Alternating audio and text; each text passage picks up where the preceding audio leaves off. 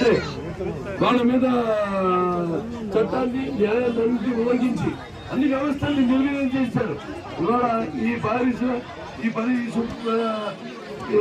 మిమ్మల్ని కూడా మున్సిపాలిటీని అన్నిటి కూడా ఆదాయం రానివ్వకుండా, ఆదాయం లేదు ఎక్కడ. అలాగే సర్పంచులు వాళ్ళకి ఎటువంటి ఆర్థికంగా మొత్తం చితికిపోయింది. నాకు ఏదైనా శుభ్రంగా ఉంటుందంటే ప్రభుత్వం ఎలాగో శుభ్రంగా ఉండలేదు.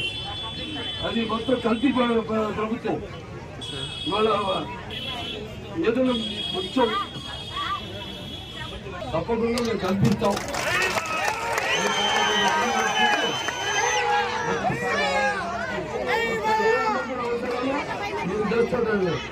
తెలియజేయండి మేము, మీరు తప్పకుండా మీరందరూ అవసరం తీరుస్తాం. తప్పకుండా 70 రూపాయలు కేజీ బియ్యము 4 వేలు జీతం ఇస్తే ఎట్లా సరిపోతుందని నేను